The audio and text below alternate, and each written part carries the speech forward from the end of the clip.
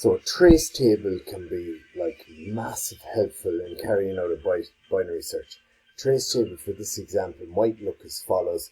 So when you had the initial data set, your low was 0, your high was index 15, and when you carried out your floor division to find your mid, you got 7, because 0 plus 15 is 15, and divided by 2 is 7.5, but the floor division gives you the whole number part, or the floor of 7.5, which is 7.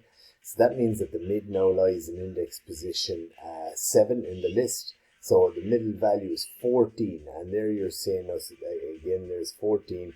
So then you do your check, is the middle value equal to the target value? And then you say, well, the middle value is less than the target value. So move low to the right of mid and recompute. So the mid has now gone to the right here of the mid, the low value has. So it's like saying low is equal to the mid plus 1, which is 8. So mid now, and that's in that particular case. It says there mid becomes 11. I'm not sure that's right. I think it becomes 8 after that first check. Definitely does become 8, and you can see it there.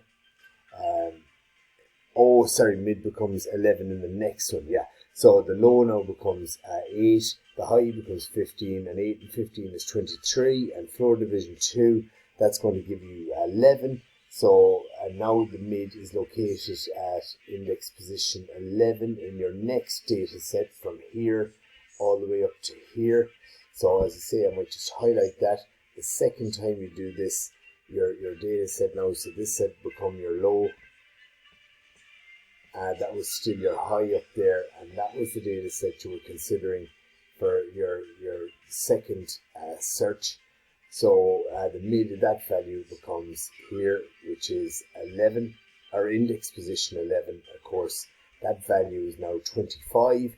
25 is less than our target value, 28. So again, we're going to set low. Low, remember from your algorithm, is equal to the middle value plus 1. Middle value plus 1. And if it's the other way around, high becomes the middle value minus 1. But it's the middle value plus 1. So the middle value is 11 plus 1. And now low is going to become 12. And in your final check here, which is all this grayed out bit here. And you've got your low is index position 12. Your high is index position 15. 12 and 15 is 27. Floor division 2 gives you an index of 13.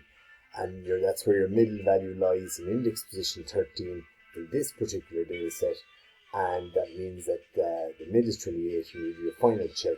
L11, which is 28, is 28. So found.